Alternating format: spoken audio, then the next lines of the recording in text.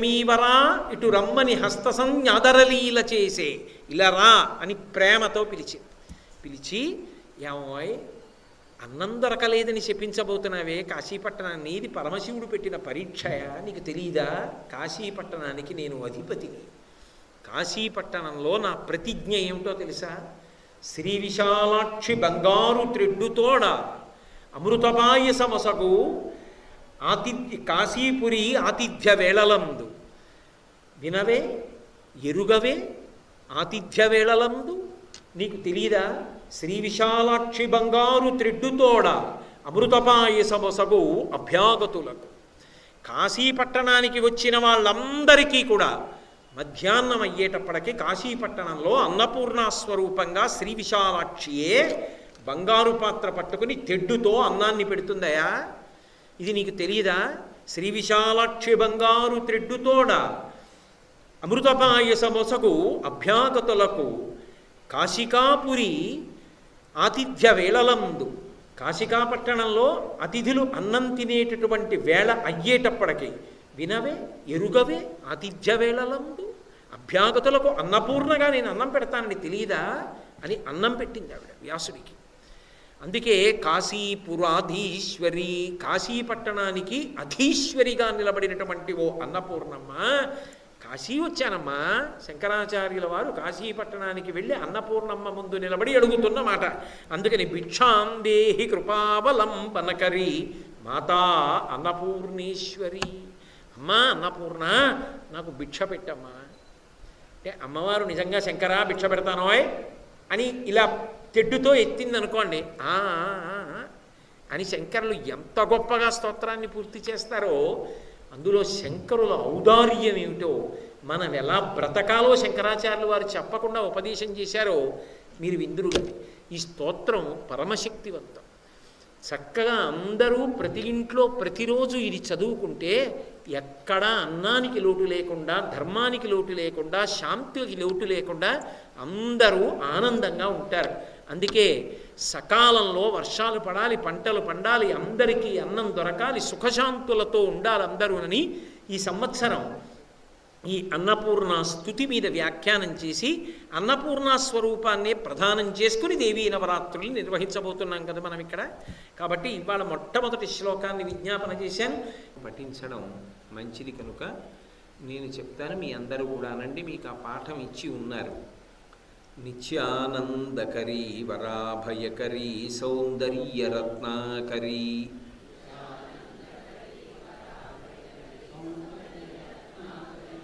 నిర్దూతాఖిల ఘోర పాపనికరీ ప్రత్యక్ష మాహేశ్వరీ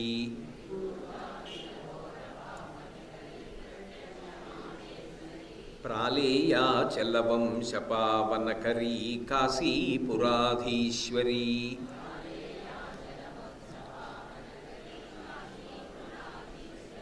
భిక్షాందేహి కృపావలంబనకరీ మాతాన్నపూర్ణేశ్వరీ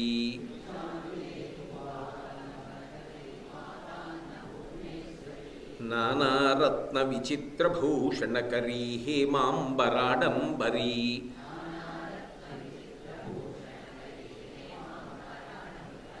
ముక్తాహార విడంబమాన విలసద్వక్షోజకుంభాంతరీ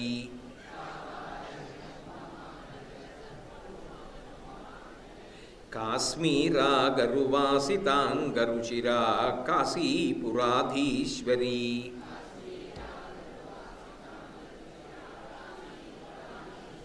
భిక్షాందేహి కృపావలంబనకరీ మాతాన్నపూర్ణేశ్వరీ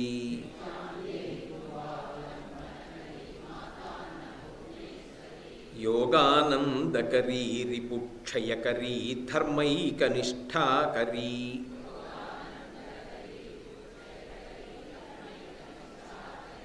చంద్రార్కానలభాసమానలహరీ త్రైలోక్యరక్షాకరీ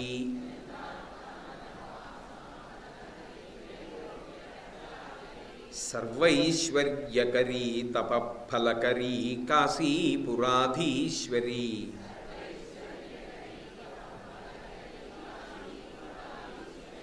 భిక్షాం దేహి కృపావలంబనకరీ మాతాన్నపూర్ణేశ్వరీ.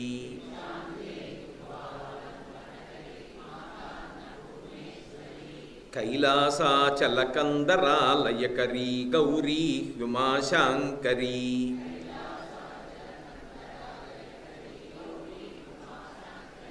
కౌమారీ నిగమార్థగోచరకరీ హ్యోంకారబీజాక్షరీ.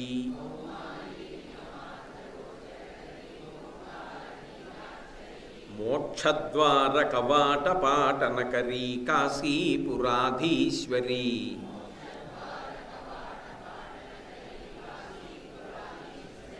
భిక్షాం దేహి కృపావలంబనకరీ మాతాన్నపూర్ణేశ్వరీ.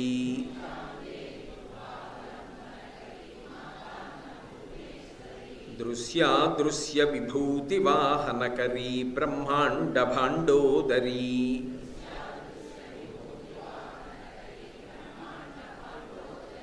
లీలానాటకసూత్రఖేళనకరీ విజ్ఞానదీపాంకురీ.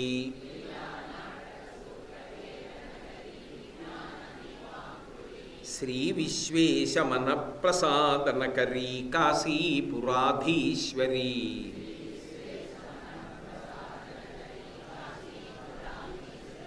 భిక్షాం దేహి కృపావలంబనకరీ మాతాన్నపూర్ణేశ్వరీ.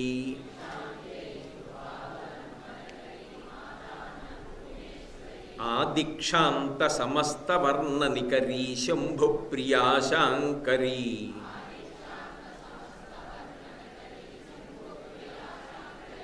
కాశ్మీరత్రిపురేశ్వరీ త్రినయనీ విశ్వేశ్వరీ శర్వరీ.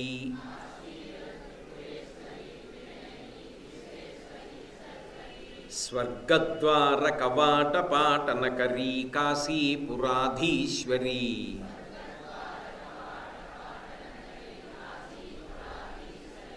భిక్షాం దేహి కృపావలంబనకరీ మాతాన్నపూర్ణేశ్వరీ.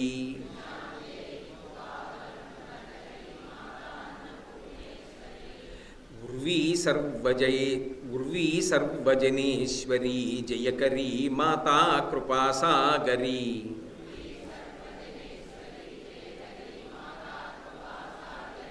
నారీ నీల సమాన కుంతలధరీ నిత్యాన్నదానేశ్వరీ.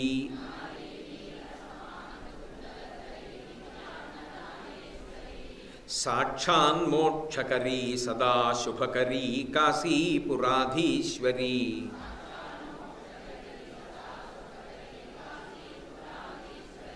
భిక్షాం దేహి కృపావలంబనకరీ మాతాన్నపూర్ణేశ్వరీ.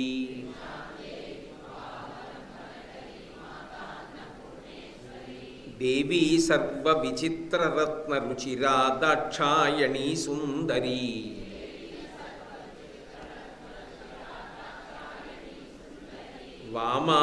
వామాస్వాదుపయోధరా ప్రియకరీ సౌభాగ్యమహేశ్వరీ.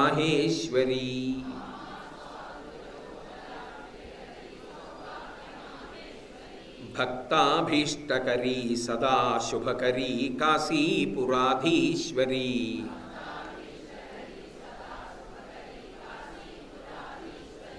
భిక్షాం దేహి కృపావలంబనకరీ మాతాన్నపూర్ణేశ్వరీ.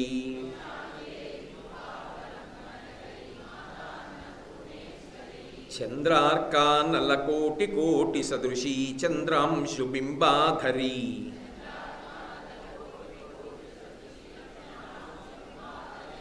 చంద్రార్కాగ్ని సమాన కుండలధరీ చంద్రార్కవర్ణేశ్వరీ.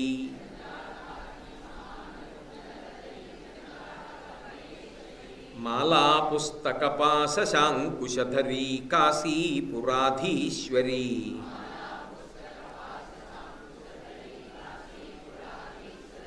భిక్షాం దేహి కృపావలంబనకరీ మాతాన్నపూర్ణేశ్వరీ.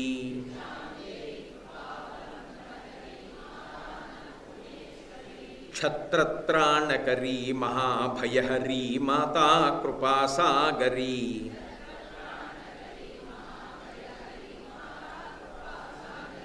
సర్వానందకరీ సదాశివకరీ విశ్వేశ్వరీ శ్రీధరీ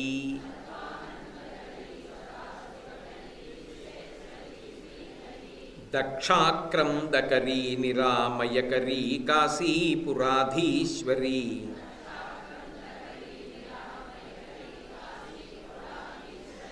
భిక్షాం దేహి కృపావలంబనకరీ మాతాన్నపూర్ణేశ్వరీ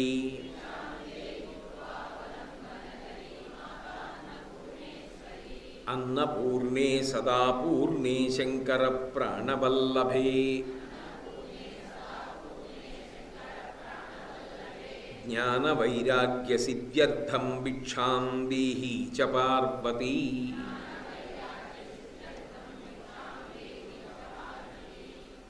మాతా చ పార్వతీ దేవీ పితా దేవో మహేశ్వరః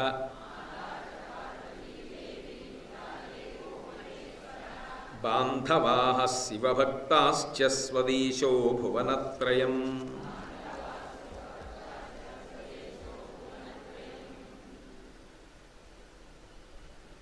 నానారత్న విచిత్రభూషణకరీ హేమాంబరాడంబరి అంటారు రెండో శ్లోకంలో.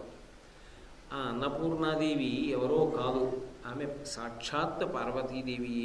అందుకే చివరి శ్లోకం దగ్గరికి వచ్చేటప్పటికీ ఆమెని పార్వతీ స్వరూపంగానే స్తుతి చేశారు శంకర భగవత్పాదులు. అటువంటి తల్లి అన్నపూర్ణమ్మగా ఉన్నది అంటే కేవలము అన్నము పెట్టడం ఒక్కటే కాదు, ఆమె యొక్క ధ్యానము, ఆమె యొక్క పూజ, ఆమె యొక్క స్తుతి పాఠాన్ని చదువుకోవడం, ఆమెని స్మరించడం, ఆమె యొక్క వైభవాన్ని కీర్తించడం, ఆమె యొక్క గుణములను శ్లాఘించడం, ఆమె యొక్క శీల వైభవాన్ని ప్రస్తుతి చెయ్యడం, మనిషి యొక్క అభ్యున్నతికి హేతువులు అని నిర్ధారించడం కోసం రెండవ శ్లోకం దగ్గరికి వచ్చేటప్పటికీ అమ్మవారి యొక్క స్థూల రూపం ఎలా ఉంటుందో శంకర భగవత్పాదులు వివరిస్తున్నారు. వారు కాశీపట్టణానికి వెళ్ళి అన్నపూర్ణమ్మ దర్శనం చేసుకున్నారు. నా బోటిగాడైతే దర్శనం చేశాను, బయటికి వచ్చాను. దర్శనం చేసినప్పుడు అమ్మవారి మూర్తిని చూసావు కదా, ఆ మూర్తి ఎలా ఉంది అని అడిగితే చెప్పలేను. ఎందుకని అంటే అంత దృష్టి పెట్టి చూసినటువంటి సందర్భం ఇది. కానీ శంకర భగవత్పాదులు ఒక్కసారి అమ్మవారి దర్శనం చేశారు అంటే అమ్మవారి యొక్క మూర్తి వైభవాన్నంతటినీ కూడా వర్ణించి మన కళ్ళకు కట్టినట్టుగా శోభస్కరంగా ఆవిష్కరిస్తున్నారు. నానారత్న విచిత్రభూషణకరీ హేమాంబరాడంబరీ. మీరు ఈ శ్లోకాన్ని గమనిస్తే ఆమె ఎదురుగుండా కూర్చుని ఉన్నప్పుడు ఆమె రూపము ఎలా ఉందో, ఎటువంటి అలంకారములు చేసుకుని ఉన్నదో ప్రధానముగా వర్ణింపబడుతోంది. ఇందులో కొన్ని కంటి చేత చూడడానికి యోగ్యమైనది, కొన్ని వాసన చేత గ్రహింపవలసినటువంటి అవసరం ఉన్నవి, కొన్ని అమ్మవారి యొక్క విభూతిగా గమనించవలసినవి. మూడిటిని కలిపి త్రివేణీ సంగమంగా పీని ఈ శ్లోకాన్ని మనకు అందిస్తున్నారు. నానారత్న విచిత్రభూషణకరీ అంటే ఆమె ఎన్నో ఆభరణములను ధరించింది. ఈ ఆభరణములన్నీ కూడా రత్నముల చేత పొదగబడి ఉన్నాయి. బంగారముతో చేయబడిన ఆభరణములు అని నేను మళ్ళీ ప్రత్యేకంగా చెప్పక్కర్లేదు. బంగారముతో చేయబడి రత్నములు పొదగబడినటువంటి ఆభరణములు, అవి కూడా ఏవో సామాన్యమైన రత్నములు కావు, అపూర్వమైనటువంటి రత్నములన్నీ కూడా అందులో పొదగబడి ఉన్నాయి. హేమాంబరాడంబరీ, బంగారముతో చేయబడినటువంటి చీర కట్టుకుని ఉంది ఆవిడ. ముక్తాహార విడంబమాన విలసద్వక్షౌజ కుంభాంతరీ, ఆమె యొక్క వక్షస్థలం మీద తెల్లటి ముత్యాల హారం ఒకటి, మల్లెపూల దండ ఎలా ఉంటుందో అలా ప్రకాశిస్తోంది. ఆ ముత్యాల హారము వెనక బంగారు కుంభముల వంటి అమ్మవారి యొక్క స్తనములు గోచరమవుతున్నాయి. కాశ్మీరా గరువాసితాంగరుచిరా, కాశ్మీర దేశమునందు లభించేటటువంటి పదార్థములతో తయారు చేయబడినటువంటి సువాసనలు వెదజల్లేటటువంటి అగరు వంటి పదార్థములను అలదుకొన్నదై కస్తూరి తిలకము, కుంకము మొదలైనటువంటి వాటిని ధరించి గొప్ప పరిమళము వెదజల్లుతుండగా ఆ తల్లి అక్కడ నాకు దర్శనమిచ్చింది. కాశ్మీరాగరువాసితాంగరుచిరా కాశీపురాధీశ్వరి. ఆమె కాశీపురమునకు అధీశ్వరి. అటువంటి తల్లి అన్నపూర్ణ భిక్షాం దీహి కృపావలంబనకరీ మాతా అన్నపూర్ణేశ్వరి.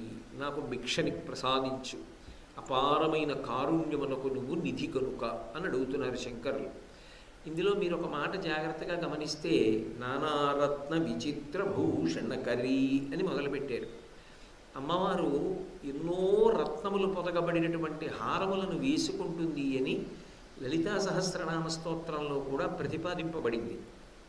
మీరు కొన్ని కొన్ని నామాలు పరిశీలిస్తే ఆ నామాలన్నీ కూడా అమ్మవారు పెట్టుకున్నటువంటి ఆభరణముల యొక్క రత్నములు కానీ లేదా రత్నములతో కూర్చబడిన ఆభరణములను గూర్చినటువంటి వివరణ కానీ లేదా అమ్మవారి యొక్క అంగప్రత్యంగములలో కొన్ని రత్న సదృశమైనవి కానీ మీకు కనపడతాయి. ఉదాహరణ చెప్పాలి అంటే కురువిందమణి శ్రేణి కనత్కోటీరమండిత. అమ్మవారు పెట్టుకున్నటువంటి కిరీటం ఉందే అది బంగారముతో చేయబడి పద్మరాగమునులు పొదగబడి ఉన్నాయి. గొప్ప శోభతో ఉంది ఆ కిరీటం. కురువిందమణి శ్రేణి కనత్కోటీరమండిత తారాకాంతి తిరస్కారినాసాభరణ భాసురా. నక్షత్రముల యొక్క కాంతిని తిరస్కరించేటటువంటి రీతిలో ఆమె ముక్కుకు పెట్టుకున్నటువంటి ఆభరణము యొక్క కాంతి ప్రకాశిస్తోంది. తార అంటే నక్షత్రము మిణుక్కు మిణుక్కుమని మెరుస్తుంది.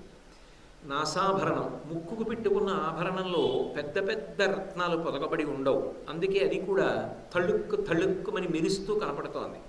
అందుకే తారా కాంతి తిరస్కారినాసాభరణ భాసుర తాటంకయుగళీభూత తపనోడుపమండల. అసలు సజీవరత్నాలు. సూర్యచంద్రులు ఇద్దరినీ కూడా తన చెవులకు తాటంకములుగా ఆమె అలంకారం చేసుకుంది, చివిభూషణములుగా.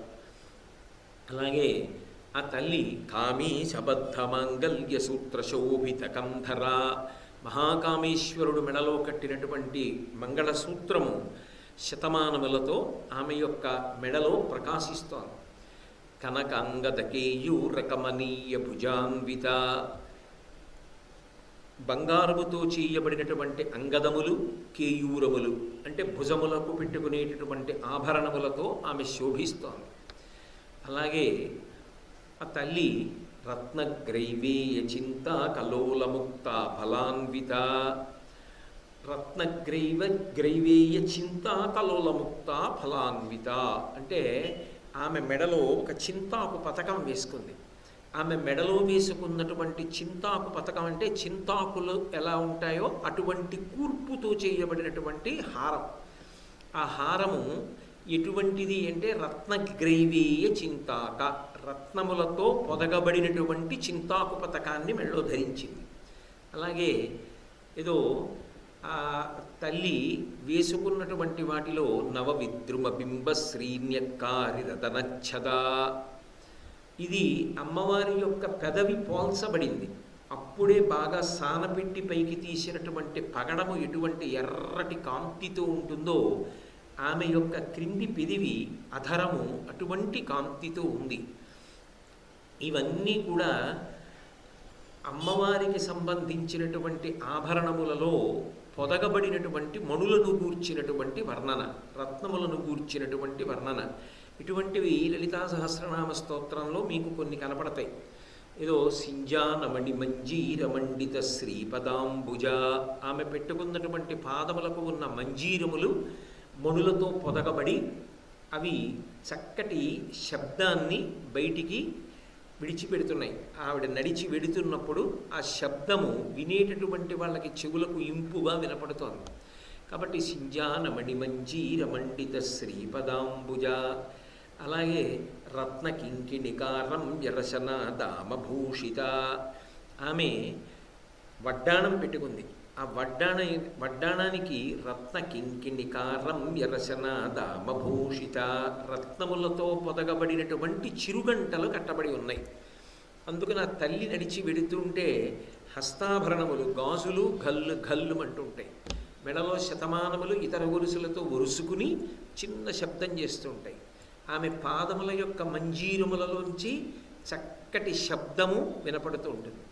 ఇవన్నీ కూడా ఆమె నడిచి వెడుతున్నప్పుడు వచ్చేటటువంటి మంగళధ్వనులు, ఆమె పెట్టుకున్నటువంటి వడ్డాణమునకు ఉన్నటువంటి చిరుగంటల యొక్క సవ్వడి వినపడుతూ ఉంటుంది. ఆమె నడిచినప్పుడు కొణకాంచీదామా కరికలభ కుంభస్తననత పరిక్షీణా మధ్యే పరిణత శరచంద్రవదన ధనుర్బాణం పాశం శృణిమపి దదానాకరతలై పురస్తాదస్తాం నహ పురమధితురహో పురుషిక అంటారు శంకర భగవత్పాదులు సౌందర్యలహరిలో. అలా ఆమె అనేకమైనటువంటి రత్నములను ధరించి ఉంటుంది. కాబట్టి నానారత్న విచిత్ర భూషణకరీ. అయితే ఇక్కడ మీరు ఒక్క విషయాన్ని కొంచెం జాగ్రత్తగా గమనించవలసి ఉంటుంది. అమ్మవారు రత్నములతో కూడుకున్నటువంటి ఆభరణములను ధరించి ఉన్నది అంటే ఆమె తన అందమును ఇనుమడింప చేసుకునేటటువంటి ప్రయత్నమునందు ఉన్నదా? ఎందుకని సాధారణంగా ఆభరణములను ఎందుకు ధరిస్తారు? అందము ఉద్దీపించడానికి, మరికొంత శోభస్కరంగా, మరికొంత మంగళప్రదంగా కనపడడం కోసమని, మరికొంత అందంగా కనపడడం కోసమని ఆభరణ విశేషములను ధరిస్తారు. అందులో రత్నములు పొదిగినటువంటి బంగారు ఆభరణములు మరింత శోభని చేకూరుస్తాయి అన్నది నిర్వివాదాంశం. అమ్మవారు కూడా అలాగే పెట్టుకుంటుందా అంటే కాదు. అసలు నిజానికి ఆమెకి అలా పెట్టుకోవలసినటువంటి అవసరము లేదు. ఎందుకు లేదు అంటే శంకరాచార్యుల వారే ఆమె యొక్క గొప్పతనాన్ని చెప్తూ చంద్రార్కా నలభాసమా నలహరి అన్నారు. చంద్ర అర్క అనల, సూర్యుడు చంద్రుడు అగ్ని ముగ్గురి యొక్క కాంతి ప్రవాహముగా విడితే ఎలా ఉంటుందో అమ్మవారి యొక్క రూపు నుంచి వచ్చేటటువంటి కాంతి ప్రవాహం అలా ఉంటుంది. మనిషి కంటిని తొందరగా పట్టుకునేది ఏది అంటే ఆ కాంతి పట్టుకుంటుంది. ఆ కాంతిని కన్ను తొందరగా గ్రహిస్తుంది. కాంతి ఎటువైపు ఉందో అటువైపు కన్ను పట్టుకోగానే మనసు అటువైపుకి ఎడుతుంది. మనసుని తీసుకెళ్లడంలో ఇంద్రియములలో నాయకత్వం వహించేటటువంటి లక్షణం కన్నుకుంది. కాబట్టే నయన నాయక, నాయకత్వం వహించగలిగిన ఇంద్రియం. సర్వేంద్రియాణం నయనం ప్రధానం సర్వస్య గాత్రస్య శిర ప్రధానం అని దానికి నయనము అని పేరు వచ్చింది. అటువంటి కన్ను కాంతిని తొందరగా గ్రహిస్తుంది. ఎటువైపు కాంతి ఉంటుందో అటువైపుకి వెడుతుంది. అప్పుడు మన ప్రమేయం ఉండదు. అమ్మవారే అంత కాంతి స్వరూపమైతే నిజానికి ఇన్ని రకములైనటువంటి రత్నములతో కూడిన ఆభరణములు ఆవిడ పెట్టుకుంటే వీటి కాంతిని ఆవిడ కాంతి కప్పేస్తుంది తప్ప ఆవిడ కాంతిని, ఆవిడ అందాన్ని ఈ కాంతి ఇనుమడింప చేస్తుంది అని ప్రతిపాదించడం కుదరదు. ఎందుకు కుదరదు అంటే దేవలోకంలో ఉన్నటువంటి కల్పవృక్షములకు పూసినటువంటి పువ్వులు అపారమైన సువాసనలు వెదజల్లుతాయిట. అటువంటి చెట్లకి పూసినటువంటి పువ్వులు కూడా ఏమని కోరుకుంటాయంటే మమ్మల్ని ఎప్పుడైనా అమ్మవారు తన సిగలో పెట్టుకుంటే బాగుండును. ఆమె సిగకి సహజమైన సువాసన ఉంటుందిట. ఆ సువాసన మేము ఒక్కసారి పీలుస్తామని ఆ పువ్వులు కోరుకుంటాయి. అంటే అసలు ఆవిడ శరీరములో ఉన్నటువంటి ఏ అంగ ప్రత్యంగము వంక చూసినప్పటికీ కూడా అది లౌకికమైన బంధనమును కల్పించదు, విడుదలను కల్పిస్తుంది. అమ్మవారి శరీరం అంతా అక్కర్లేదు. అమ్మవారి కాలి పాదమునకు ఉన్నటువంటి ఒక గోటి కాంతి చాలు. నకధీధితి సంచన్ననమజ్జన తమో గుణ అంటే శంకర భగవత్పాదులు ఈ మాట ప్రతిపాదించడం వెనక ఉన్న అర్థం ఏమిటంటే దీనిని ఆధారం చేసుకుని అమ్మవారు ఎన్ని రకములైనటువంటి ఆభరణములను ధరించి ఉంటుందో ఆ ఆభరణములు రత్నములతో కూడుకున్నవి లలితా సహస్రనామ స్తోత్రమునందు ఎన్ని ప్రతిపాదింపబడ్డాయో అన్నిటిని నువ్వు ఒకసారి జ్ఞాపకం తెచ్చుకో. ఒక వరుస క్రమంలో ఉండవుగా. ఏదో శ్రీమాత, శ్రీ మహారాజ్ఞి, శ్రీమత్ సింహాసనేశ్వరి, చిదగ్నికుండ సంభూత, దేవకార్య సముద్యత అన్న వరుస క్రమంలో రావు. రత్నములతో కూడుకున్న నామములు చెప్పాలి అంటే మీరు ఒకసారి వరుస క్రమంలో జ్ఞాపకం తెచ్చుకోవాలి ఏవేవి అలా ఉండే అవకాశం ఉంది అని. ఇందాక నేను మీతో మనవి చేసి ఉన్నాను. తల నుంచి వస్తాం కాబట్టి గురువిందమణిశ్రేణి కనత్కోటి ఇరమండిత, ఆమె యొక్క కిరీటం తారాకాంతి తిరస్కారి నాసాభరణభాసుర తాటంకయుగళీభూత తపనోడుపమండల కామీశబద్ధమంగళ్య సూత్రశోభిత కంధర కనకాంగదకేయూరకమనీయ భుజాన్విత. మీరొక్క విషయాన్ని బాగా జ్ఞాపకం పెట్టుకోండి. ఆభరణం అనేటటువంటిది అవయవాన్ని పట్టుకుని ఉంటుంది కదా. ఆభరణములు అక్కడ పెట్టేశారనుకోండి, అవి అమ్మవారి ఆభరణములు, అమ్మవారు ధరించిందని ఎందుకు స్తోత్రం చేస్తారు? అందుకు కాదు. ఆభరణము అవయవమునకు పొదగబడి ఉంటుంది. ఇప్పుడు కామేశబద్ధమంగళ్య సూత్రశోభిత కంధర అని నేను అన్నాను అనుకోండి, అమ్మవారి యొక్క సుదీర్ఘమైనటువంటి మంగళసూత్రంలో 2 శతమానములు ఉంటాయి. ఇప్పుడు అది మహాకామేశ్వరుడు కట్టినటువంటి మంగళసూత్రం. ఎవరు మహాకామేశ్వరుడు? మన్మధుణ్ణి కాల్చినవాడు. లోకంలో ఏ పురుషుడైనా సరే స్త్రియముత్వహే అంటాడు వివాహకాండలో, నేను ఈమెని ధర్మపత్నిగా స్వీకరించుచున్నాను అంటాడు. దేని కొరకు నీకు ధర్మపత్ని అంటే ధర్మ ప్రజా సంపత్త్యర్థగం, నా కామాన్ని ధర్మంతో ముడివేసి ఈమె ద్వారా నేను ధార్మికమైన సంతానమును పొందుతాను, అందుకని ఈమెని నా ధర్మపత్నిగా స్వీకరిస్తున్నాను అని చెప్తాడు. మరి అసలు కాముణ్ణే కాల్చేసిన వాడికి, కామమే లేని వాడికి ఇక ధర్మపత్నిని స్వీకరించవలసిన అవసరం ఏమిటి? ధర్మపత్నిని స్వీకరిస్తే తప్ప ధర్మాచరణము చెయ్యలేని వాడు శంకరుడండి అని ప్రతిపాదించడం సాధ్యం అవుతుందా? ఆయనే రాశీభూతమైన ధర్మం అంటే ఆయన కాదు ఆమెని స్వీకరించినది, కాముణ్ణి కాల్చేసినటువంటి వాణ్ణి. లోకంలో ఏ పురుషుడైనా ఏదో అనుకూలవతి సౌశీల్యవతి బాహ్యంలో తన కంటికి నచ్చినటువంటి పిల్లని భార్యగా స్వీకరిస్తాడు. ఆయన బాహ్యమైనటువంటి అందానికి కాదు వశపడినవాడు, అపర్ణయై ఆకులు కూడా తినడం మానేసేసి ఆమె గొప్ప తపస్సు చేసి ఎండిపోతే అంతఃసౌందర్యమునకు ఆకర్షితుడై నిన్ను నేను భార్యగా స్వీకరిస్తానని వచ్చి తాళి కట్టాడు. ఇప్పుడు ఆవిడ ఏం చేసింది?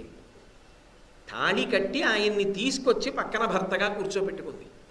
ఆయన్ని ఆవిడ అలా భర్తగా కూర్చోబెట్టుకుంది కాబట్టి వాళ్ళు జగత్తుకు జననీ జనకులై మనందరికీ శరీరములు వచ్చాయి. మనందరం శరీరములను పొందాం కాబట్టి ఈ శరీరంతో మనం ఏం చేస్తున్నామంటే చేయవలసిన కార్యమును చేసి పుణ్యమును సముపార్జిస్తున్నాం. గత జన్మములో చేసినటువంటి పాపములు ఏ ఉన్నాయో ఆ పాపములను పోగొట్టుకునేటటువంటి ప్రయత్నం చేస్తున్నాం. దానికి శరీరం కావాలా వద్దా? దీన్ని ఇవ్వడంలో ఆ తల్లి అంత గొప్ప తపస్సు చేసి శంకరుడి చేత తాళి కట్టించుకుంది. లోకంలో ఎవరైనా ఏ పురుషుడైనా ఆ స్త్రీని మోహించి వరించి ఆమె యందు మక్కువను పొంది లేదా పెద్దలు నిర్ణయించారని ఆమెను భార్యగా స్వీకరిస్తాడు. పార్వతీదేవి విషయంలోనూ ఆమె తపస్సు చేసి శంకరుడి చేత 3 ముళ్ళు వేయించుకుంది. అలా వేయించుకుని ఆమె లోకములకన్నిటికీ కూడా జనని అయింది, తల్లిగా నిలబడింది. ఇప్పుడు ఆ ఆభరణం వంక మీరు ఒక్కసారి చూశారనుకోండి, అమ్మ పాదాలకి దగ్గరగా కూర్చుని చంటి పిల్లాడు తలపైకెత్తి చూసినట్టు చూస్తే అమ్మ ఇలా కూర్చున్నప్పుడు ఆవిడ మంగళసూత్రం పైకి శతమానములు కనపడుతున్నాయి అనుకోండి. ఆవిడ సాధించినటువంటి అద్భుతం, మన్మధుణ్ణి శంకరుడు కాల్చేస్తే ఆవిడ రూపం లేకుండా మన్మధుడు రతీదేవికి మాత్రమే కనపడుతూ సమస్త ప్రాణుల మీద బాణములను ప్రయోగించి సృష్టి జరగడానికి అవకాశం కల్పించింది. ఆవిడ అలా కల్పించి ఉండకపోతే అసలు సృష్టి జరిగేదా? సృష్టి చక్రం ఆగిపోయేదే కాదా? ధర్మచక్రం ఆగిపోతుంది, అసలు సృష్టి లేదు. అప్పుడు జీవులందరూ పడిపోవడమే తప్ప ఇక కొత్తగా జీవులు రారు, మన్మధుడు లేడు కాబట్టి. కానీ ఆమె మన్మధుణ్ణి బతికించింది. మన్మధుణ్ణి బతికించడం కాదు, ఆ మన్మధుణ్ణి కాల్చినటువంటి వాడి చేత తాళి కట్టించుకుంది. ఇప్పుడు ఆభరణమా? ఆభరణము వెనక ఆమె యొక్క వైభవమా? నానారత్న విచిత్ర భూషణకరీ. మీరు అమ్మవారు అనేకమైనటువంటి రత్నములతో కూడుకున్న ఆభరణములను ధరించి ఉన్నది బాహ్యార్థం కాదు. ఆమె గుణముల యందు మీరు మునుక వెయ్యడానికి ఇది సాధనం. శంకర భగవత్పాదుల దగ్గర ఉన్న గొప్పతనం ఏమిటంటే మీ చేత తపస్సు చేయిస్తారు. మీరు ఒక రూపాన్ని ఎంత బాగా పట్టుకున్నారు అన్నదాన్ని మీకు పరీక్ష పెడతారు ఆయన. లలితా సహస్రనామ స్తోత్రం నాకు పుస్తకం అక్కర్లేదండి, నేను పైనుంచి కింద వరకు చక్కగా చదివేస్తాను, నాకు పుస్తకం వద్దు అన్నాను అనుకోండి, మంచిది. ఏమండి, నానారత్న విచిత్ర భూషణకరి, అమ్మవారు ఎక్కడెక్కడ రత్నములతో కూడుకున్నటువంటి భూషణములను ధరించిందని లలితా సహస్రనామ స్తోత్రంలో ప్రతిపాదింపబడిందో ఆ నామాలు కొన్ని చెప్పండి, ఓ 10 నామాలు చెప్పండి అటువంటివి అన్నారనుకోండి. భగవతిగా పరబ్రహ్మాన్ని స్త్రీ స్వరూపంగా ఉపాసన చేసినప్పుడు కేశాది పాదాది పర్యంతం చేస్తారు, అంటే తల నుంచి పాదముల వరకు. అందుకేగా లలితా సహస్రనామంలో తల దగ్గర మొదలుపెట్టి పాదముల వరకు వెళ్ళారు. ఇప్పుడు నేను ఆభరణములను ఆవిడ ఎక్కడెక్కడ ధరించింది చెప్పవలసి వచ్చింది అనుకోండి, లలితా సహస్రనామ స్తోత్రాన్ని ఆధారం చేయనా, నేను లోపల ఓసారి ఆ అమ్మవారి మూర్తిని దర్శనం చేయనా. లలితా సహస్రనామ స్తోత్రం చదువుకుంటూ శ్రీమాత శ్రీ మహారాజ్ఞి శ్రీమత్ సింహాసనేశ్వరి చరిత్నికుండ సంభూత దేవ కార్య సముచిత ఇవి కావు రత్నాలతో కూడిన ఆభరణాలు అలా చదువుకుంటూ వెళ్ళనా కాదు. నేను కళ్ళు మూసుకొని అమ్మవారు అలా కూర్చున్నా, కురువిందమణి శ్రేణీ కనత్కోటీరమండిత తాటంకయుగళీభూత తపనోడు తమండల తారాకాంతి తిరస్కారిణ సాభరణ భాసుర కామేశబద్ధమంగళ్య సూత్రశోభితకంధర కనకంగదకేయూరకమనీయ భుజాన్విత రత్నగ్రైవేయ చింతా కలోలముక్త ఫలాన్విత సింజానమణిమంజీరమండిత శ్రీపదాంబుజ రత్నగ్రైవేయ చింతా కలోలముక్త ఫలాన్విత.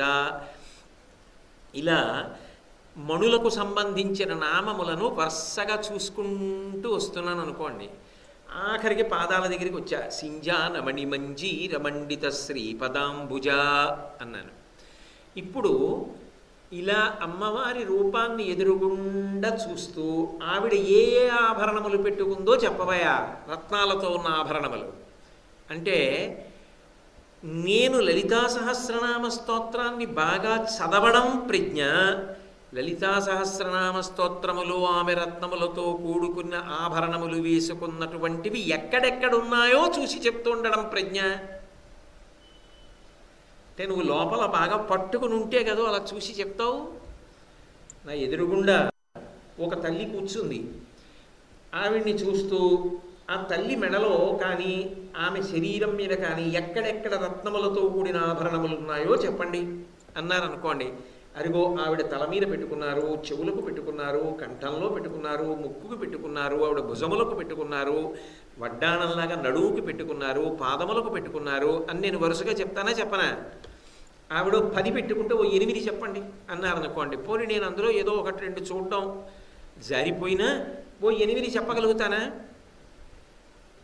నువ్వు కూడా లలితా సహస్రనామ స్తోత్రం బాగా చదివినవాడివైతే, నీకు అంత బాగా లలితా సహస్రనామ స్తోత్రం వచ్చినవాడవైతే, పుస్తకం లేకుండా చదివినవాడివైతే, ఏది ఆభరణాలు ఎక్కడెక్కడున్నాయో చెప్పు, పుస్తకం లేకుండా ఒకసారి ఇక్కడ చూస్తూ చెప్పు.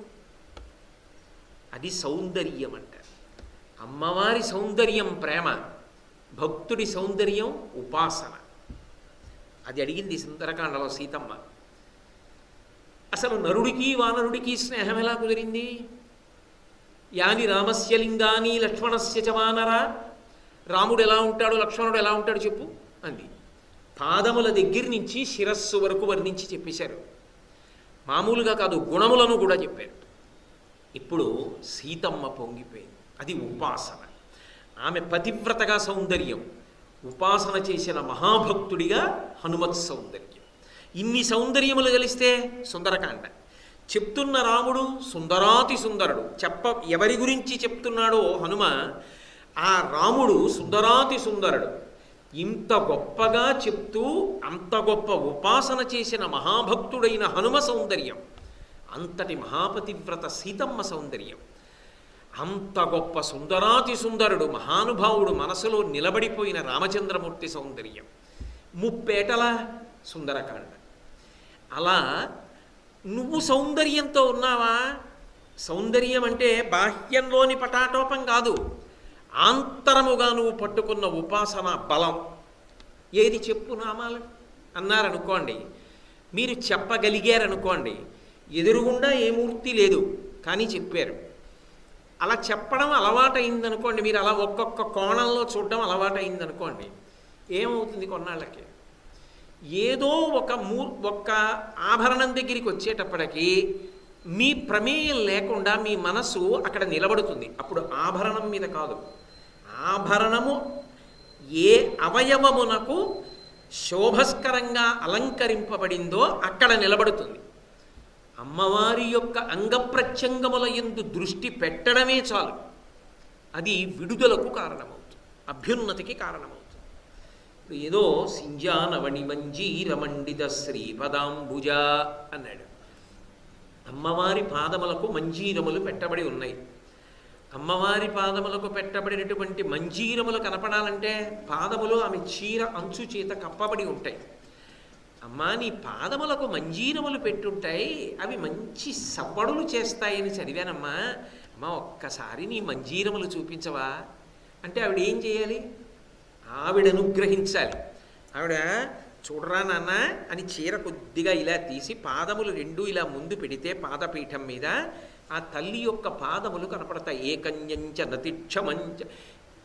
ఏకన్యంచ నతిక్షమం మమ పరంచ ఆకుంచ పాదాంబుజం మధ్యే విష్టరపుండరీకమభయం విన్యస్య హస్తాంబుజం త్వాం పశ్యేమ నిషేదుషీం ప్రతికళం కారుణ్యకులంకష స్పారాపాంగతరంగమంబ మధురం ముగ్ధం ముఖం బిభ్రతీం అంటారు శ్రీగుణరత్న కోశంలో పరాశర భట్టర్లు. భక్తుడి పట్ల అమ్మ ఎంత ప్రేమ కనపరచాలంటే, ఒక పాదాన్ని మడిచి కూర్చున్నటువంటి తల్లి దగ్గరికి వెళ్ళి అమ్మ రెండు పాదాలు చూడాలనుకుంటున్నానమ్మా అంటే ఆమె పాదమునకు ఉన్నటువంటి మంజీర ధ్వని వినపడేటట్టుగా రెండో పాదాన్ని కూడా కిందకి దింపి పాదపీఠం మీద పెట్టాలి. అంటే ఇప్పుడు ఆమె ఏ ఆభరణములను పెట్టుకున్నది అన్న విషయాన్ని ప్రతిపాదన చెయ్యవలసి వస్తే మీరు ఆమె పాదముల జంట వంక దర్శనం చెయ్యాలా వద్దా? ఒకసారి ఆవిడకి ఉన్నటువంటి ఆ పాద మంజీరములు, మంజీరములకున్న మువ్వలు, ఆవిడ ఎర్రటి పాదములు, ఆ పాదములకు అలంకారం చేయబడిన పసుపు, దాని మీద ఇలా రెండు గీతలు పెట్టి చుక్క పెట్టినటువంటి పారాణి, అందులోంచొస్తున్న సువాసన, ఆ పాదముల మీద పూజ చేయబడినటువంటి జాజి పూలు మీ కంటికి కనపడ్డాయనుకోండి, చాలదా భగవతి అనుగ్రహానికి? ఇంకా ఏమైనా కావాలా? అవసరం ఉంటుందా? అంటే పైకి ఏమీ చెప్పకుండా తాను స్తుతి చేస్తూ తాను జగద్గురు స్థాయిలో ఉన్నవారు కనుక అవతల వారిని చేయి పట్టి పైకెత్తడానికి, ధ్యానం చేయించడానికి శంకర భగవత్పాదులు అప్పుడప్పుడు తన వాంగ్మయంలో ఇచ్చేటటువంటి మెరుపులు ఇటువంటి విశేషాలు. అందుకే నానారత్న విచిత్ర భూషణకరీ. అంతేకాదు, యథార్థమునకు ఆ మణుల వంక చూసినంత మాత్రం చేత, ఆభరణముల వంక చూసినంత మాత్రము చేత కూడా అనుగ్రహం ఉంటుంది. అయితే అది ఆభరణము గొప్ప కాదు, ఆభరణమును ధరించిన అమ్మవారి గొప్ప. ఒక ఆయన కర్ర పట్టుకున్నాడు, కర్రదా గొప్ప, ఆయన చేతిలో కర్ర ఉందండి అని భయపడతారు. ఎందుకని? ఆ కర్ర పెట్టి ఆయన కొడతాడు కాబట్టి, ఆయన బలవంతుడు, ఆయన చేతిలో కర్ర ఉంది కాబట్టి భయం. గజ గజ గజ గజ మునిగిపోతున్నాడు, గాలి వేస్తే పడిపోతాడు, ఆయన చేతిలో కర్ర ఉంది, భయపడతారా? కర్ర వలన కాదు భయం, కర్ర పట్టుకున్నవాడి వల్ల భయం. అలాగే ఆభరణము వలన కాదు విడుదల, ఆభరణమును ధరించిన అమ్మవారి వలన విడుదల. అది అమ్మ ధరించిన ఆభరణం. అందుకని వాటి స్మరణము, వాటి దర్శనము, వాటి సంబంధమైనటువంటి స్తుతి అనుగ్రహమునకు మార్గము. అందుకు శంకర భగవత్పాదులు దాన్ని తీసుకొచ్చి అక్కడ పొదిగారు. అందుకే నానారత్న విచిత్ర భూషణకరీ హేమాంబరాడంబరీ. ఆ తల్లి కట్టుకున్నటువంటి చీర బంగారముతో చేయబడినటువంటి చీర. బంగారమునకు ఎన్నో పేర్లున్నాయి, కనకము, స్వర్ణము, హేమము, ఇలాగా. ఇన్ని పేర్లలో బంగారానికి ఉన్నటువంటి పేర్లలో చాలా పేర్లు కాంతి సంబంధమైనవే ఉంటాయి. కానీ శంకరులు బంగారపు చీర అని చెప్పడానికి కేవలం ఏదో ఇంకొక పేరు ఆయన వాడలేదు. స్వర్ణాంబరాడంబరి అని కూడా అనొచ్చు, కానీ ఆయన అనలేదు, హేమాంబరాడంబరి అన్నారు. హేమము అంటే బంగారమే అయినా దానికి ఓ లక్షణం ఉంటుంది. ఇతర లోహములతో కలిసి వృద్ధి పొందుతుంది. ఇతర లోహములతో కలిసి వృద్ధి పొందేటటువంటి లక్షణము దేని యందు ఉన్నదో దానికి బంగారము అని పేరు. బంగారం ఉందనుకోండి, శుద్ధ బంగారం తీసుకెళ్ళి మీరు ఏదైనా నగ చేయమంటే చేయరు. అందులో రాగి కలుపుతారు, కలపాలి. కొంత రాగి కలిపితే అది మీకు కావలసినటువంటి ఆభరణ విశేషంగా మారి వృద్ధి చెందుతుంది. వృద్ధి చెందుట అన్న మాటకు అర్థం ఏమిటి? నామరూపాత్మకం అవుతుంది. శుద్ధ బంగారం తీసుకొచ్చి అక్కడ పెట్టారనుకోండి, మంచిదే, నేను కాదని అంటలేదు, చాలా గొప్పదే బంగారం. కానీ దానితో ఆభరణం చేయడం సాధ్యం కాదు. దానితో ఒకటి కలవాలి, రాగి కలిసింది, ఇప్పుడు ఒక ఆభరణమైంది. ఇప్పుడు బంగారము కాకన్నా ఆభరణముగానే ఎక్కువగా లోకంలో కీర్తింపబడుతుంది. కొనసాగింపు ముందు నానారత్న విచిత్ర భూషణకరి అన్నారు కదా, లోపల కనపడని తీగగా పెడుతున్నారు హేమాంబరాడంబరి. ఇప్పుడు రాగి కలిసిన బంగారం వృద్ధి పొందుతోంది. లోకంలో ఆ పరబ్రహ్మమే నామరూపాత్మకమైన జగత్తుగా మారుతుంది. నామరూపాత్మకమైనటువంటి జగత్తుగా మారడానికి పురుషుడు ప్రకృతితో కలుస్తాడు. పురుషుడు ప్రకృతితో కలిసి నామరూపాత్మకమైనటువంటి జగత్తుగా రూపాంతరము చెందుతున్నాడు. దానినే ప్రకృతి, మాయా అన్న పేర్లతో పిలుస్తున్నారు. ఆరోహణ అంటే పైకెక్కడం, అవరోహణ కిందకి రావడం. సారిగమ పదని ఇవి సప్తస్వరాలు ఆరోహణ, అదే మళ్ళీ అవరోహణ కిందకి.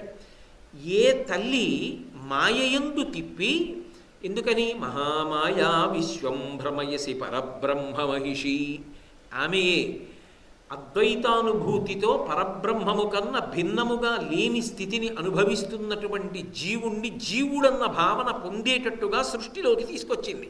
ఆమె దానికి కారణం. అందుకే ఎర్రటి రంగులో ఉంటుంది. ఆ తల్లే మళ్ళీ ఏం చెయ్యాలి?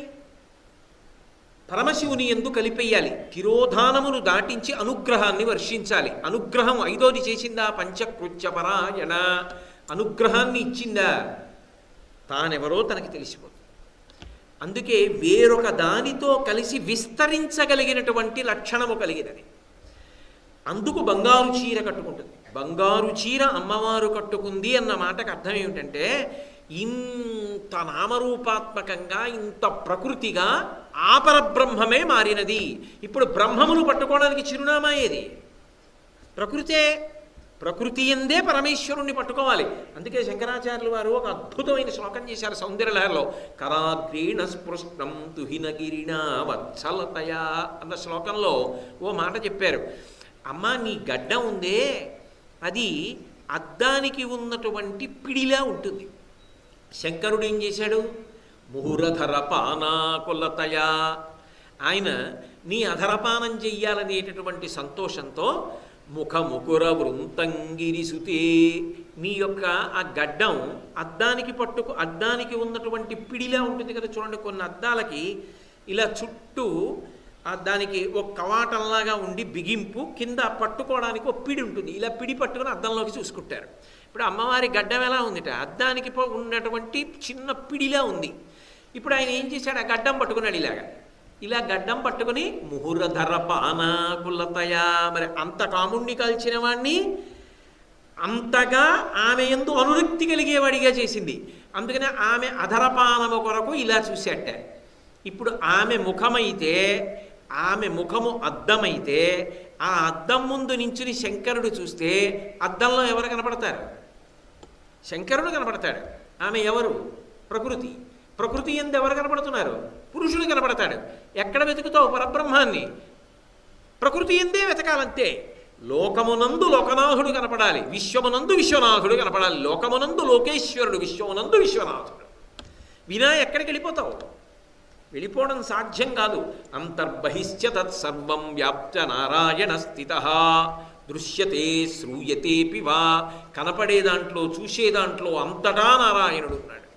ఇందుగలడందులేడని సందేహము వలదు చక్రి సర్వోపగతుండెందెందు వెదకి చూచిన అందందే కలడు దానవాగ్రణి వింటే. అంతటా ఉన్న పరమాత్మ కంటికి కనపడని వాడు ఈ కన్నులు మూసి ధ్యానం చేస్తే కనపడతాడు. ఆవు పాలలోనే నెయ్యి ఉంది కనబడుతుందా? పాలు తీసుకురావాలి, పొయ్యి మీద పెట్టాలి, కాచాలి, బాగా అవి వేడెక్కాలి, పొంగుతూ ఉండాలి, నీళ్లు చల్లాలి, లోపలికెళ్ళాలి, గిన్నె దింపాలి, పాలు చల్లారాలి, గోరువెచ్చగా ఉండాలి, పెరుగు బిళ్ళ తేవాలి, అందులో వెయ్యాలి, తోడు పెట్టాలి, మూత పెట్టాలి, కొంతసేపు ఉండాలి, పెరుగవ్వాలి, కవ్వం దింపాలి, నీళ్లు పొయ్యాలి, చిలకాలి, మజ్జిగవ్వాలి, నువ్వు బాగా తరచగా అందులోంచి వెన్న ముద్ద పైకి తేలాలి, చెయ్యి పెట్టి వెన్న తీసి గిన్నెలో పెట్టి పొయ్యి మీద పెట్టి బాగా వేడెక్కిస్తే అప్పుడు ఆ వెన్న కరిగి నెయ్యి అవుతోంది. ఇప్పుడు ఆ నెయ్యి ఎక్కడిది? పాలలోదే. కనపడిందా ముందే?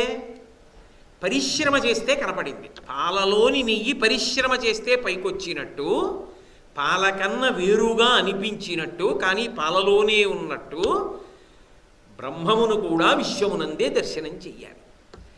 ఈ తత్వ ప్రతిపాదనమే హేమాంబరాడంబరి, ఆమె కట్టుకున్న బంగారు చీర. అందుకే ఇతర లోహముతో కలిసి వృద్ధి చెందుతున్నటువంటి తత్వాన్ని ఆవిష్కరిస్తోంది. బాహ్యంలో చూస్తే ఆమె శోభకు అది నిదర్శనం. ఏదో దైన్యంతో దీనంగా ఉండకూడదు. ఇంతమందిని పోషించగలిగిన తల్లి, అంత మహాచక్రవర్తిని, కాశీపురాధీశ్వరి, చూడగానే అబ్బా నా తల్లి అన్నట్టుగా ఉండాలి. అలా ఉండకపోయినా తల్లి, కానీ ఆ శోభ, ఆ మంగళప్రదత్వం ఊహించడం చేత మనం ధన్యులం. ఎలా ఊహిస్తే అలాగే కనపడుతుంది అమ్మవారు. అది ఆవిడ గొప్పతనం. సీతమ్మ సుందరకాండలో హనుమకి అలా ఎందుకు కనపడింది అంటే అలాగే కనపడాలని ఆయనే కోరుకున్నారు.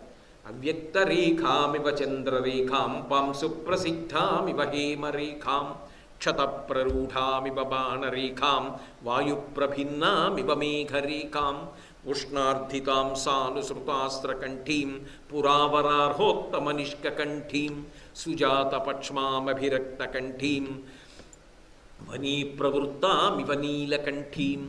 రాముడు కట్టిన పెద్ద మంగళసూత్రం.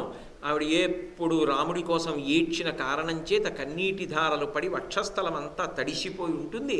నా తల్లి అసలు ఏదో అరణ్యంలో తిరుగుతున్నటువంటి నెమలిలా రాముడి కోసం మనసులో ధ్యానం చేస్తూ ఉంటుంది. ప్రయత్నపూర్వకంగా చూస్తే తప్ప ఈమె సీతమ్మ అని గుర్తుపట్టలేని స్థితిలో ఉంటుందని ఆయన భావన చేశారు కాబట్టి ఆయనకి అలాగే కనపడింది.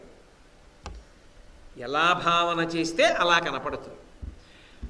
ఆమెని భావన చేసేటప్పుడు ఎలా భావన చెయ్యాలి?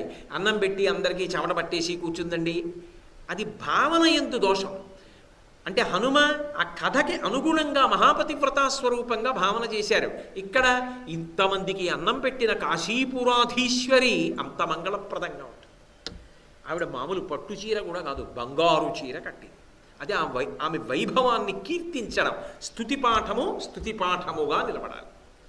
అందుకే శంకరులు వేసిన మాటలకి ఎవరండి చెప్పగలిగినది? మహానుభావుడు, ఆయనలాంటి కవి ఇత పూర్వం పుట్టలేదు, ఇక పైన పుడతాడని చెప్పడం కూడా అంత తేలికైన విషయం కాదు.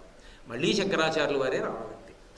కాబట్టి నానారత్న విచిత్ర భూషణకరీ హేమాంబరాడంబరి ముక్తాహార విడంబమాన విలసద్వక్షోజ కుంభాంతరి. ఇందులో మళ్ళీ దర్శనంలో, స్థూల రూప దర్శనంలో రెండు విశేషాలు. కదులుతున్నవి కొన్ని కనపడుతున్నాయి. ఏమిటి కదులుతున్నవి? ముక్తాహార విడంబమాన విలసద్వక్షోజ కుంభాంతరి. ఇది మీరు వినేటప్పుడు కొంచెం పవిత్రమైనటువంటి హృదయంతో వినాలి.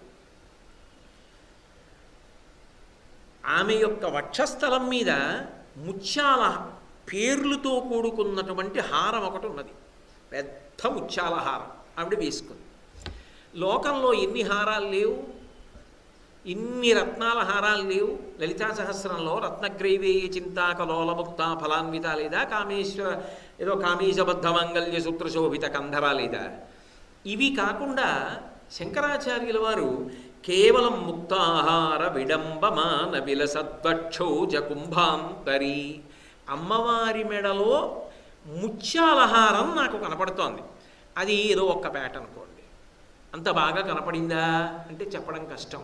అంటే అనేక పేటలుగా ఏదో ఇలా ఇలా ఇలా ఉందనుకోండి, చూడగానే కంటిని ఆకర్షిస్తుంది, అందంగా ఉంటుంది. అలా ఆవిడ ఒక ముత్యాల హారాన్ని వేసుకుంది. ఇందులో చాలా చాలా సహజత్వం, అమ్మ వంక 3 ఏళ్ల పిల్లాడు చూసినంత భక్తితో నిష్కల్మష హృదయంతో చూశారు శంకరులు. ఆమె వేసుకున్న హారము ఇలా ఇలా దిగింది. ఎందుకని? వెనక బంగారు కుంభముల వంటి ఆమె యొక్క స్తనములు ఉన్నాయి. ఆ స్తనముల నుంచి ముత్యాలహారం కిందకి దిగింది. అంటే ఆయన చూసినప్పుడు ఎంత పరమ సహజముగా చూశారో, అమ్మ వంక 3 ఏళ్ల పిల్లాడు ఎంత పవిత్రంగా చూస్తాడో. అమ్మ వంక 3 ఏళ్ల పిల్లవాడు అని నేను అన్న మాటకి అర్థం ఏమిటంటే, అమ్మ స్నానం చేస్తున్నప్పుడు చూసినా వాడి మనసులో అమ్మ తప్ప ఇంకొకటి ఉండదు 3 ఏళ్ల పిల్లాడికి. శంకరాచార్యుల వారి దర్శనం అంత పవిత్రం. అందుకే ముక్తాహార విడంబమాన విలసత్వక్షౌజ కుంభాంతరి. అయితే శంకరాచార్యుల వారు ముక్తాహార అని ముత్యాల గురించే ఎందుకు చెప్పాలి?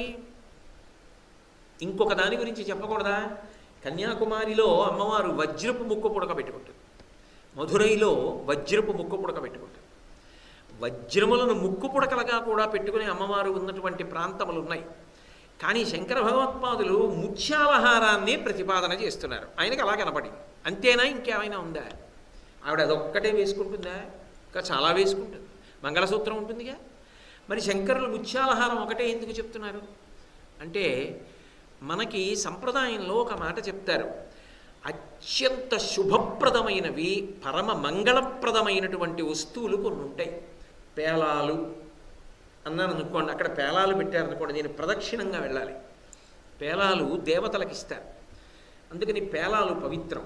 అక్కడ దర్భల కట్టు ఉందనుకోండి, నేను ప్రదక్షిణ పురస్సరంగా వెళ్ళాలి. గురువుగారు ఉన్నారనుకోండి, ప్రదక్షిణ పురస్సరంగా వెళ్ళాలి. ఆవు కనపడింది అనుకోండి, ప్రదక్షిణంగా వెళ్ళాలి. ఎద్దు కనపడింది అనుకోండి, ప్రదక్షిణంగా వెళ్ళాలి. వేదం చెప్పే వేద పాఠశాల కనపడింది అనుకోండి, ప్రదక్షిణ పురస్సరంగా వెళ్ళాలి. మహాత్ములు కనపడ్డారనుకోండి, ప్రదక్షిణ పురస్సరంగా వెళ్ళాలి. అవన్నీ మంగళప్రదమైన వస్తువులు. అవి వాటిని చూసిన కారణం చేత మనసు ప్రశాంతతని పొందుతుంది, సంతోషాన్ని పొందుతుంది. వాటి యందు ఆ లక్షణం ఉన్నది. ఒక్కొక్క వస్తువునందు ఒక్కొక్క లక్షణం ఉంటుంది. కాదు అని మీరు అనలేరు.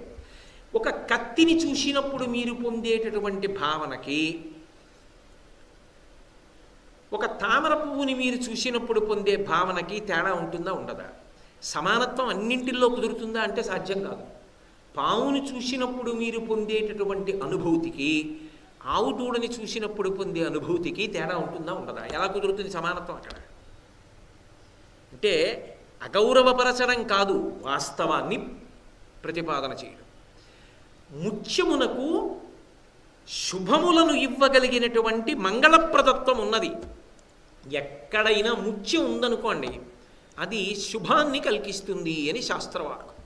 అందుకే ముత్యంతో ఆభరణం చేయించుకోవడం, ముత్యాల హారం చేయించుకోవడం, ప్రధానంగా ముత్యాన్ని నాసాభరణంగా, ముక్కుకి ఆభరణంగా పెట్టుకుంటారు. ఎందుకంటే చూడగానే అది కనపడాలి. చూసిన వాళ్ళకి మంగళప్రదత్వం, పెట్టుకున్న వాళ్ళకి మంగళప్రదత్వం. అయితే నేను ఈ మాట అన్నప్పుడు మీరు ఆ మాట అంటారు, నాకు తెలుసు. అంటే మీరు ఆడవాళ్ళు ఇలాంటివి పెట్టుకోవాలని మాట్లాడుతున్నారు. అంటే మగవాడు ముత్యం పెట్టుకోవాల్సిన అవసరం లేదు, ఆడవాళ్లే పెట్టుకోవాలంటే మంగళప్రదత్వంగా ఉండవలసిన అవసరం ఒక ఆడవాళ్ళకైనా మగవాళ్ళకి లేదా? మీరు పక్షపాతంతో మాట్లాడుతున్నారా? ఏం మాట్లాడాలన్నా భయంగా ఉన్న రోజులు కదా. అందుకని నేను అలా మాట్లాడటం లేదని మీరు బాగా గమనించాలి. అసలు ముత్యము అన్న మాట వస్తే ముందు గుర్తొచ్చేవాడు ఎవరు? కృష్ణ భగవానుడు గుర్తొస్తాడు. ఎందుకని? కస్తూరీ తిలకం లలాట పలకే వక్షస్థలే కౌస్తుభం నాసాగ్రే నవమౌక్తికం. మామూలు ముత్యం కాదుట, అప్పుడే వచ్చినటువంటి కొత్త ముత్యం ఒకదాన్ని ముక్కు చివర ధరిస్తూ ఉంటాడు కృష్ణ పరమాత్మ. కృష్ణుడు ధరించలా? రామచంద్రమూర్తి ధరించలా ముత్యాల హారాలు? నేను కేవలము ఏదో స్త్రీలు మాత్రమే అని మాట్లాడటం లేదు, అది మంగళప్రదమైనది. అందుకే పుంస్వరూపంగా పరబ్రహ్మం ఉన్నప్పుడు కృష్ణ పరమాత్మ ధరించాడు, అమ్మవారు ధరించి ముత్యాలహారం. అసలు ఆ ముత్యాలహారము యొక్క దర్శనమే మంగళము. ఇక లోకములనన్నిటినీ పోషించేటటువంటి జగజ్జనని ఆ తల్లి. నేనున్నాననుకోండి, నా వరకు నేను ఒక పసి బిడ్డగా మా అమ్మ కడుపులోంచి బయటికి వచ్చిన తరువాత ఉత్తర క్షణంలో నా ఊపిరి ఆగిపోకుండా నేను బ్రతకడానికి కారణం ఏది? మా అమ్మ స్తన్యము నుంచి స్రవించినటువంటి పాలు. ఆ పాలు తాగి శరీరం బతికింది. తర్వాత అన్నం తిని బతికింది అమ్మ పెట్టిన అన్నం. అమ్మ యొక్క స్తనములు బిడ్డగాన అస్తిత్వమునకు కారణములు. ఆ స్తనముల వలన నేను బతికాను, నా తమ్ముడు బ్రతికాడు, నా చెల్లి బ్రతికింది, నా అక్క బ్రతికింది. మా అమ్మ వంక చూడగానే అవి అమ్మ యొక్క మాతృత్వమును ప్రకటనం చేసేటటువంటి విశేషం. అందుకే భగవంతుడంతటి వాడు కూడా ఎంత మర్యాదనిచ్చాడంటే, పురుషుడైతే దేవాలయంలో చోటు ఉంటే నేల మీద పడి సాష్టాంగ నమస్కారం చేయాలి. స్త్రీ అయితే ఏ కారణం చేత కూడా ఎంత చోటున్నా కూడా నువ్వు సాష్టాంగ నమస్కారం చెయ్యొద్దన్నాడు. అసలు ఈ సృష్టి అంతా కూడా స్త్రీ శరీరం యొక్క అధోభాగంలో ఎక్కడ నుంచి వస్తోందో, ప్రాణులన్నీ ఎక్కడి నుంచి బయటికి పుడుతున్నాయో ఆ ప్రదేశము కానీ, బయటికి వచ్చిన ప్రాణులన్నీ ఎక్కడ నుండి పాలు త్రాగి బ్రతుకుతున్నాయో ఆ ప్రదేశము కానీ నేలని తాకవలసిన అవసరం లేదు. నా దగ్గర కూడా కర్లా, నీకు నేను ఇస్తున్న గౌరవం లేనినాడు ఈ సృష్టి లేదన్నాడు. అంటే ఇప్పుడు శంకరాచార్యుల వారు ఏ దృష్టికోణంతో చూస్తున్నారు అమ్మవారి గుండెల మీ వంక? అమ్మ, ఇది లోకమునకంతటికి పోషకము, సమస్త ప్రాణులను నువ్వు నీ స్తనముల ద్వారా పోషిస్తున్నావు. అంటే అమ్మవారు పాలిచ్చిందా అండి అని అనుమానం రావచ్చు. పేరాల భరతశర్మ గారు శారదానంద లహరి చేస్తూ ఒక అద్భుతమైనటువంటి పద్యం చేశారు మహానుభావుడు. ఒక్కడు ఏన్గుమోమునను మరొక్కడు అరుమొగాలతోడ నీ అక్కున పాలు త్రావ, జగమంతయు బిడ్డలు కన్న తల్లి నేడెక్కడు నుండి చేపెదకో, ఇనబింబము చంద్రబింబము తక్కక నీవు రంబునను తాల్పకయున్న అహర్నిశల్సతి అన్నారు. మనము ఆవిడ బిడ్డలమే. సాధారణంగా అమ్మవారి బిడ్డలంటే ఎవరిని చెప్తాం? విఘ్నేశ్వరుడు, సుబ్రహ్మణ్యుడు, ఈ ఇద్దరిని చెప్తాం. ఒకడు ఏనుగు రూపంలో ఉన్నవాడు, ఆయనది ఏనుగు పొట్ట. ఇంకొక ఆయన 6 ముఖాలవాడు. వాళ్ళిద్దరూ అమ్మ ఎన్ని పాలు తాగితే వాళ్ళ కడుపు నిండుతుందమ్మా? ఆ తర్వాత కదా మా ఆకలి తీరవలసింది. మరి అమ్మ వాళ్ళిద్దరికే పాలు సరిపోతే మాకెప్పుడు పోషణ జరుగుతుందమ్మా అంటారేమో. బిడ్డలారా, మిమ్మల్ని అందరినీ పోషించడానికే నేను సూర్యచంద్రుడిద్దరినీ కూడా నా స్తనములుగా ఉంచుకున్నానంది ఆవిడ. ఇప్పుడు ఈ సమస్తమైనటువంటి ఆహారం ఎక్కడి నుంచి వస్తోంది? మనం చిన్నప్పుడు చదివాం కదా, కిరణజన్య సంయోగ క్రియ ద్వారా ఆకులలో పత్రహరితం ఏర్పడుతోంది అని. సూర్యరశ్మి వలన మొక్కలన్నీ పెరుగుతున్నాయి. సూర్యరశ్మి లేకుండా ఇంట్లో పెడితే మొక్క చచ్చిపోతుంది. సూర్యరశ్మి వలన పంట పండుతోంది. ఇంతమంది అన్నం తింటున్నారు. చంద్రుని యొక్క కాంతి వలన ఓషధులు ఏర్పడుతున్నాయి. ఓషధి అంటే ఒకసారి ఇంటికి తెచ్చి కొంతకాలం ఉంచి మళ్ళీ తీసుకెళ్ళి భూమిలో పెడితే ఒక్క గింజ మీరేస్తే ఇన్ని రావాలి. అది అన్నపూర్ణ. ఒక ధాన్యపు గింజ తీసుకెళ్ళి భూమిలో వేశారనుకోండి, అందులోంచి ఒక వరి మొక్క పుడితే దానికి వచ్చినటువంటి కంకుల్లోంచి మళ్ళీ ఇంత ధాన్యం వస్తుంది. ఒక్క గింజలోంచి మొక్క పుట్టి ఇన్ని కంకుల్లోంచి ఇంత ధాన్యం వచ్చేటట్టుగా మన కంటికి కనపడనటువంటి ఒక గొప్ప శక్తి ధాన్యపు గింజ యందు నిలబడి ఉండేటట్టుగా చేయగలిగినటువంటి ఓషధీ తత్వమును చంద్రకిరణముల ద్వారా ఆమె అనుగ్రహిస్తోంది. అందుకని పంట మళ్ళీ మళ్ళీ పండి అన్నం తినగలుగుతున్నాం. మొదటి పండిన ధాన్యమే కాదు, తర్వాత కూడా పండడానికి చంద్రుడు కారణమయ్యాడు. ఇప్పుడు ఆ సూర్యచంద్రులిద్దరూ ఆమె యొక్క స్తనములయ్యారు. ఆ ఇద్దరూ స్తనములై ఆమె లోకములనన్నిటినీ కూడా పోషిస్తోంది. ఇప్పుడు ఎవరా తల్లి? అన్నపూర్ణ. ఇప్పుడు ఆమె అన్నపూర్ణ. నేను అన్నపూర్ణాస్తుతిని చేస్తున్నాను. ఆ తల్లి అన్నం పెడుతోంది, నాకు కాదు, మీకు కాదు, సమస్త ప్రాణులకు, అందరికీ అన్నం పెడుతోంది ఆవిడ అని చెప్పడానికి, ఆమె అన్నపూర్ణ అమ్మ అని చెప్పడానికి అమ్మలో ఉన్న ఏ అవయవముల నుండి స్రవించినటువంటి పాలు తాగి బ్రతుకుతున్నారో ఆ మాతృకా చిహ్నములను కీర్తించారు. అది ఎంత ఔదార్యం, ఎంత భక్తి, ఎంత గౌరవం.